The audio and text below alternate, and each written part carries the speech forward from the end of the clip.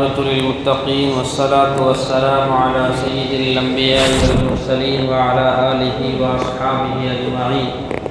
قال الله سبحانه وتعالى: وعلى الثلاثة الذين خلفوا إلى آخر الآية. கண்ணியத்துக்கும் பெருமதிப்புக்குரிய இஸ்லாமிய பெரியவர்களே, நண்பர்களே, தாய்மார்களே, இன்று நம்முடைய சிந்தனைக்காக இன்று ஓதப்பட்ட வசனங்களில் ஒரு வரலாறை அல்லாஹ் சொல்லி காட்டுகிறான்.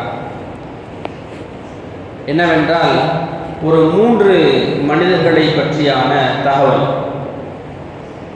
நபி ஸல்லல்லாஹு அலைஹி வஸல்லம் அவர்கள் பொதுவாகவே ஏதாவது போருக்கான ஏற்பாடுகள் நடந்தால் சொல்வார்கள், நாம் இந்த இடத்திற்கு போகிறோம், போருக்கு இந்த இடத்துக்கு போகிறோம், எதிரிகள் இவ்வளவு இருப்பதற்கான சாத்தியக்கூறுகள் இருக்குது, நாம் இப்படியெல்லாம் டிஃபைன் பண்ணணும், நாம் இப்படிலாம் அட்டாக் பண்ணணும் என்பதாக நபி ஸல்லல்லாஹு அலைஹி வஸல்லம் எல்லா திட்டங்களையும் தகவல்களாக இருக்கக்கூடிய எல்லா மனிதர்களுக்கும் எல்லா சஹாபாக்களுக்கும் தெரிகிற மாதிரி சொல்லுவாங்க. எவ்வளோ பொருளாதாரம் தேவை, யாரெல்லாம் வரணும் என்பதாக எல்லா டீட்டெயில்ஸும் நபி ஸல்லல்லாஹு அலைஹி வஸல்லம் போருக்கான ஏற்பாடு ஆரம்பிக்கும் போதே சொல்லுவாங்க. எப்போதுமே நபியுடைய வழமை அதுதான். சில நேரங்களில் தனித்தனியாகவும் அழைப்பு கொடுப்பார்கள், நீங்கள் போருக்கு வரணும் அப்படின்னு சொல்லுவாங்க. பொதுவான அழைப்பும் கொடுப்பாங்க, இப்படி ஒரு போர் இருக்குது எல்லாரும் வாங்க, பொதுவான அழைப்பும் இருக்கும். யாராவது ஒருத்தர் வயதானவர், கால் முடியாதவர், கண் தெரியாதவர், நானும் வர்றேன் அப்படின்னு சொன்னால், இல்லை நீங்கள் வர வேணாம், நபி சலுகை கொடுப்பாங்க.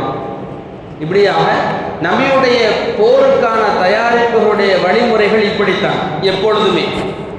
ஆனால் இந்த தபூக்குடைய யுத்தத்துக்கு மட்டும் நபி ஸல்லல்லாஹு அலைஹி வஸல்லம் அப்படி எந்த வரையறைகளையும் வைக்கவே இல்லை. நாம் எங்கே போகிறோம்னு சொல்லலை, எதிரிகள் எவ்வளோ இருப்பாங்கன்னு சொல்லலை, யார் யார் வரணும்னு சொல்லலை, எவ்வளவு காசு பணம் வேணும்னு சொல்லலை. ஒரே வார்த்தை, போருக்கு தயாராகுங்கள். கடுமையான வெயில், இன்னும் சொல்ல போனால் வெயில் காலம்தான் அங்கு அறுவடை நேரம். பெருச்சம்பழனுடைய அறுவடை நேரம் எப்பொழுது? கடுமையான உச்சகட்டமான வெயில் எப்பொழுதோ அப்பொழுதுதான் பேரிச்சம்பழங்களுடைய அறுவடையின் காலங்கள். நபி ஸல்லல்லாஹு அலைஹி வஸல்லம் எந்த தகவல்களும் சொல்லாமல் எல்லாரும் வாங்க, ஒரே ஒரு பொது அழைப்பு மட்டும்தான். யா ரசூலல்லாஹ், அந்த நேரத்தில் யா ரசூலல்லாஹ், கால் முடியாதவர் நான் வரவா, நானும் வரேன், வாங்க. கண் தெரியாது, யா ரசூல் நான் வரவா, வாங்க. இப்படி யாரையும் நபி ஸல்லல்லாஹு அலைஹி வஸல்லம் விட்டு வைக்கவே இல்லை.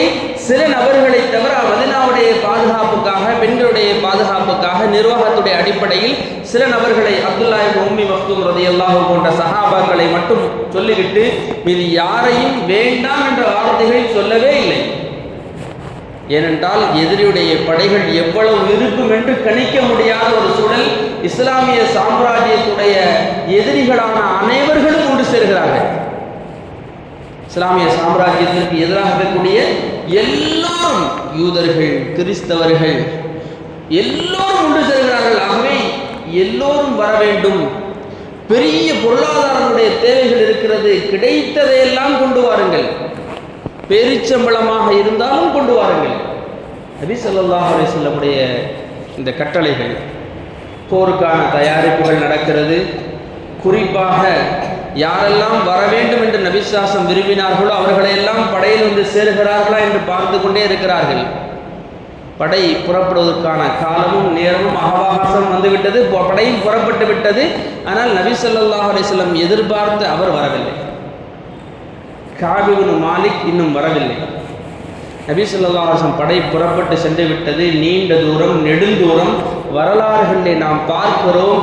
இவ்வளவு பெரிய படையை அழைத்து கொண்டு சென்று விட்டு எந்த சண்டையும் இல்லாமல் திரும்பி வந்த ஒரு போர். இப்படிப்பட்ட நேரத்திலே நபி ஸல்லல்லாஹு அலைஹி வஸல்லம் எதிர்பார்க்கிறார்கள், மக்காவுடைய, மதீனாவுடைய மிகச்சிறந்த மக்கள் எல்லாம் வர வேண்டும், சஹாபாக்களிலே எல்லோரும் வர வேண்டும். நான் யாருக்கு அனுமதி கொடுத்தேனோ, நான் யார் நிர்வாகத்திற்காக வேண்டி மதீனாவுடைய பாதுகாப்பிற்காண்டி யாரை உட்கார வைத்து வந்திருக்கேனோ அவர்களை தவிர மற்ற எல்லா நபர்களும் வர வேண்டும் என்று நபி ஸல்லல்லாஹு அலைஹி வஸல்லம் நேரடி உத்தரவு. கஅப் இப்னு மாலிக் ஒரு காரணமும் இல்லை. கஅப் இப்னு மாலிக், அடுத்து உமையத் இப்னு வஹப் இப்னு உமையா, இன்னும் ரபியா, இந்த 3 சஹாபாக்களும் பின்தங்குகிறார்கள். போய் சேர்ந்துக்கலாம், இன்னைக்கு போதும், கிளம்பிட்டாங்களா, நான் போங்க வந்துடுறேன். நம்ம சொல்கிறோம்ல, நம்ம ஊரில் சொல்கிற மாதிரி கிளம்பிட்டு போங்க, போய்கிட்டே இருங்க, வந்துடுறேன் இன்ஷாஅல்லாஹ் என்பது போன்று அந்த படையை அனுப்பிவிட்டு இந்த 3 சஹாபாக்களும் பின்தங்குகிறார்கள். இன்னைக்கு போயிடலாம், இதோடு போய் சேர்ந்துடலாம். வேகமாக போகக்கூடிய குதிரை இருக்குது, மிக ஃபாஸ்ட்டாக போகக்கூடிய ஒட்டகம் இருக்குது. அவங்க போகிற தூரத்தை பாதி நாள் போனால் நான் 4 நாளில் போயிடுவேன், ஒரு நாள் தூரத்தில் போனால் நான் அரை நாளில் போய் அடைஞ்சிருவேன் என்பதாக 3 சஹாபாக்களும் பின்தங்குகிறார்கள். போயிடலாம். நபி ஸல்லல்லாஹு அலைஹி வஸல்லம் எவ்வளவு எதிர்பார்த்தார்கள் என்றால் படை எங்கெல்லாம் தங்குகிறதோ, தபூக் ஒரு நீளமான தூரம், படை எங்கெல்லாம் தங்குகிறதோ அங்கெல்லாம் ஏதாவது ஒரு குதிரையுடைய சப்தங்களை கேட்பார்களே, ஆனால் கஅப் இப்னு மாலிக் வருகிறாரா பாருங்கள் என்று சொல்கிறார்கள். அந்த சஹாபியை உமையா வருகிறாரா பாருங்கள், வஹப் இப்னு உமையா வருகிறாரா பாருங்கள், ரபியா வருகிறாரா என்று பாருங்கள், நபி ஸல்லல்லாஹு அலைஹி வஸல்லம் தேடுகிறார்கள். இந்த 3 சஹாபாக்களும் போகவே இல்லை. படை தபூக்கை அடைந்தது. அங்கு சண்டை பெருசாக நடைபெறவில்லை. போகணும் நினைச்சுக்கிட்டே இருந்தவங்க படை திரும்பி வருதுன்னு கேள்விப்படுறாங்க. இந்த சம்பவங்களை முஃபஸ்ஸிரீன்கள் இந்த ஆயத்தின் கீழ் மிக நீளமாக எழுதுகிறார்கள். படை திரும்ப வந்து விடுகிறது. மதீனாவில் இருந்து நபி ஸல்லல்லாஹு அலைஹி வஸல்லம் வழமை என்னவென்றால், மதீனாவிற்கு படை வந்தவுடன் பள்ளிவாசலில் தொழுவார்கள், 2 ரக்காத் தொழுவார்கள். யாரெல்லாம் வர முடியவில்லை அதற்கான காரணங்களை கேட்பார்கள். கிட்டத்தட்ட 83 பேர்கள் மதீனாவில் வரவில்லை அந்த போருக்கு. நபி ஸல்லல்லாஹு அலைஹி வஸல்லம் ஒவ்வொரு நபரிடம் கேட்கிறார்கள், ஏன் வரல நீங்க?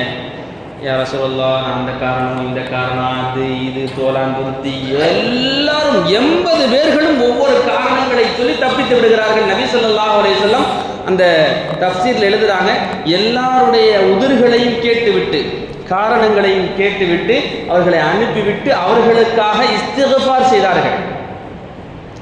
80 பேருக்காக வேண்டியும் இஸ்திக்ஃபார் செய்தார்கள். அந்த 80 நபர்களில் முனாஃபிகீன்கள் அதிகமான நபர்கள். கஅப் இப்னு மாலிக்கிடே நபி ஸல்லல்லாஹு அலைஹி வஸல்லம் கேட்கிறார்கள், கஅப் இப்னு மாலிக்கே, ரபியாவே, வஹப் இப்னு உமையாவே, நீங்கள் ஏன் வரவில்லை? கஅப் இப்னு மாலிக் அவர்களே அந்த ஹதீஸை அறிவிக்கிறார்கள். நான் நபியிடத்திலே பொய் சொல்லி விடலாமா என்றெல்லாம் யோசித்தேன். கஅப் இப்னு மாலிக் சொல்கிறார், நான் நபியிடத்திலே இப்படி 80 பேருன்னு சொன்ன ஏதாவது ஒரு காரணத்தை சொல்லி நான் தப்பிச்சிடலாமான்னு யோசித்தேன். ஆனால் எப்படினாலும் அல்லாஹ் என்ன செய்வான், நபிக்கு அதை சொல்லிக் கொடுத்துருவான். தப்பு மேலே தப்பு செய்யக்கூடாது. யாரை சொல்லலாம், நாங்கள் பின்தங்கியதற்கான காரணம் ஒன்றுமே இல்லை. வரலான்னு நினைச்சோம், படம் திரும்பி வந்துருச்சு. நபி ஸல்லல்லாஹு அலைஹி வஸல்லம் சொன்னார்கள், எழுந்திருப்பீராக, எழுந்திருங்க, நீங்கள் வீட்டுக்கு போங்க, உங்களுடைய விஷயத்தில் அல்லாஹ் முடிவு செய்கின்ற வரை அப்படிங்கிற வார்த்தையோடு எழுதிட்டான். கண்ணியத்துக்குரிய மேலான பெரியவர்கள் நண்பர்களே, முழு மதீனாவிலும் கிட்டத்தட்ட 50 இரவுகள் யாருமே அந்த 3 மனிதர்களிடத்திலே பேசவே இல்லை. எந்த அளவுக்கு நான் 40 நாட்களுக்கு பிறகு அவர்களுடைய மனைவிமார்கள் வந்து கேட்கிறார்கள், 40 நாட்களாக ஆகிவிட்டது, தலாக்குடைய இடத்திற்கு நாங்கள் வந்திருக்கின்றோம் என்பதாக சொல்கின்ற பொழுது, அவர்களுக்கு நீங்கள் ஹிதுமத் செய்வதற்கான அனுமதிகளை நான் உங்களுக்கு தருகிறேன். அந்த ரபியாவும் வஹப் இப்னு உமையாவும் வயதில் மூத்தவர்கள், அவர்களுக்கென்று தனியாக எந்த அடிமை பெண்ணும் வேலை செய்வதற்கு ஆட்கள் கிடையாது. ஆகவே நீங்கள் 2 பேரும் அவங்களுக்கு ஹிதுமத் செய்யுங்க, ஆனால் அவர்களோடு நீங்கள் ஒன்று சேரக்கூடாது. ஆனால் வஹப் அந்த கஅப் இப்னு மாலிக் அவர் வாலிபர், அவருடைய மனைவிக்கு சொல்லப்பட்டது அவருக்கு ஹிதுமத்தும் செய்யக்கூடாது. எப்படி இருக்கும்? முழு ஊரிலும் யாரை பார்த்தாலும் பேசவே மாட்டார்கள், வீட்டில் உள்ளவர்கள் உட்பட. இப்னு கதாதா ரலியல்லாஹு அவர்கள் அவருடைய சின்னப்பா பையன் நபி ஸல்லல்லாஹு அலைஹி வஸல்லம் மற்ற 2 சஹாபாக்களும் ரபியாவும் வஹப் இப்னு உமையாவும் பள்ளிவாசலுக்கு வரவே இல்லை, நபியை பார்க்கவே இல்லை. எந்த மனிதர்களையும் பார்க்க முடியாமல் கூனி குறுகி வீட்டிலே அமர்ந்திருக்கிறார்கள். ஆனால் கஅப் இப்னு மாலிக் வருகிறார், நபியை பார்க்கிறார், நபி முகம் திருப்புகிறார்கள், பஜாருக்கு போறாரு, சாமா யாரும் ஒண்ணுமே பேச மாட்டேங்கிறாங்க. சச்சா பையன் கேட்கிறாரு, நபி சாசத்துல என்னை பத்தி ஏதாவது சொல்ல. பதில் இல்லை. நான் செய்யறது கரெக்டா இல்லையா? பதில் இல்லை. அல்லாஹ் ரசூலுக்கு பிடிக்குமா பிடிக்காதா? அது அல்லாஹ் ரசூலுக்கு தான் தெரியும். கிட்டத்தட்ட 50 நாட்கள் இது போன்ற கடினமான சூழ்நிலை, யாருமே பேசவில்லை. இன்னும் வெளிநாடுகளில் இருந்து கடிதம் வருகிறது, வெளிநாட்டு அரசிடம் கடிதம் வருகிறது, முகமது உங்களை வஞ்சித்து விட்டாராமே, முகமது உங்களை வஞ்சித்து விட்டாராமே, நீங்கள் திரும்ப வந்து விடலாமே. அவர் அழுகிறார், எனக்கு ஏற்பட்ட கைசேதமே, ஒரு போருக்கு செல்லாமல் ஒரு அசால்ட்டாக இருந்ததுடைய விளைவுகள் இன்னைக்கு என்னை இஸ்லாத்திலிருந்து வெளியேற்றுகின்ற அளவிற்குண்டான விஷயங்கள் உருவாகிவிட்டது என்று அழுகிறார். 50வது நாள் தான் 50 கிதாபுகள் எழுதுகிறார்கள், பரிபூர்ணமாக 50 இரவுகள் முடிந்தது. அதற்கு பிறகு அல்லாஹ் ஆயத்தை இறக்கினான். அந்த மனிதர்களோடு பேசிக்கொள்வதற்காக அந்த சுபச்செய்தியான சம்பவங்களை சஹாபாக்கள் கூட்டமாக சென்று கஅப் இப்னு மாலிக்குடைய வீட்டுக்கு சென்று உனக்கு சுபச்செய்தி உண்டாகட்டும் என்பதாக சொல்லி அவரிடத்தில் பேசுகிறார்கள். அந்த சம்பவங்களை நிறைவு செய்கின்றார்கள். இதை வரலாற்று ஆசிரியர்கள். நாம் புரிந்து கொள்ள வேண்டிய விஷயமாக இங்கு சொல்லப்படக்கூடிய வார்த்தை ரொம்ப முக்கியமானது. எங்கெல்லாம் தீனுடைய வளர்ச்சிக்கான தேவை ஏற்படுகிறது, தீனின் அடுத்த கட்ட நகர்வுக்கான தேவைகள் ஏற்படுகிறது என்று எங்கெல்லாம் பேசப்படுகிறதோ அங்கெல்லாம் நான் உயிரால், பொருளால், சிந்தனையால், அறிவால், ஆற்றலால், துவாவால் குறைந்தபட்சம் நான் என்ன செய்யணும்? பங்களிப்பை கொடுக்க வேண்டும். இப்போ கொடுக்கலாம், நாளை கொடுக்கலாம், நாளை கழிச்சு கொடுக்கலாம் என்று சொன்னவர்களுடைய நிலைமைகளை அல்லாஹ் சொல்லி காட்டுகிறார். அந்த தபூக்குடைய யுத்தம் இருக்கிறதே மிகப்பெரிய மாற்றத்துக்கான யுத்தம். நம்முடைய வாழ்நாள் காலங்களில் எத்தனையோ காலங்களை கடக்கிறோம். இந்த உதவிகளை செய்திருந்தால் தீனின் பெருமாற்றங்கள் நடந்திருக்கும் என்று நாம் யோசிக்கக்கூடிய விஷயங்களில் எல்லாம் நேரங்களை கொடுக்க தவறுகின்ற பொழுது, பணங்காசுகளை கொடுக்க தவறுகின்ற பொழுது, துவாக்களை கொடுக்க தவறுகின்ற பொழுது, கண்ணியத்துக்குரிய மேலான பெரியவர்கள், நண்பர்களை, தாய்மார்களை நாம் புரிந்து கொள்ள வேண்டும். அல்லாஹ்வுடைய தண்டனைகள் எந்த வழியில் வேண்டுமானாலும் வரலாம். சஹாபாக்களுக்கு பேசாமல் இருப்பது பெரிய தண்டனை. ரசூலும் பேசவில்லை, யாரும் பேசவில்லை. நமக்கு அப்படி ஒரு நிலைமைகள் ஏற்பட போகுது. ஆனால் அது போன்ற தண்டனைகள் ஏற்படுவதற்கான சாத்தியக்கூறுகள் இருக்கிறது. ஆகவே எங்கெல்லாம் தீனின் வளர்ச்சி என்று பேசப்படுகிறதோ, மதரசாக்களுடைய வளர்ச்சி என்று பேசப்படுகிறதோ, அதே போன்று பள்ளிவாசலுடைய கட்டடங்கள் என்பதாக பேசப்படுகிறதோ, பள்ளிவாசலின் வளர்ச்சி என்பதாக பேசப்படுகிறதோ, இஸ்லாமிய சமூகத்தின் வளர்ச்சி என்பதாக எங்கெல்லாம் பேசப்படுகிறதோ, குறைந்தபட்சம் என்னுடைய பங்களிப்பாக சிந்தனையாலோ துவாவோ அதுவாகவாது செய்ய வேண்டும். நாம் பங்களிப்பை செய்ய வேண்டும். நம்மளால் எந்த அளவுக்கு கான்ட்ரிபியூஷன் பண்ண முடியுமோ, ஒத்துழைப்புகள் கொடுக்க முடியுமோ அந்த அளவு ஒத்துழைப்புகளை கொடுக்க வேண்டும்.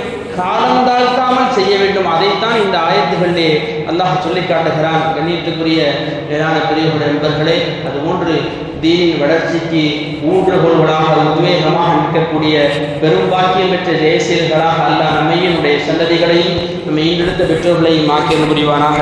வாஹிர் தஅவானா அல்ஹம்துலில்லாஹி ரப்பில் ஆலமீன். அஸ்ஸலாமு அலைக்கும் வரஹ்மத்துல்லாஹி.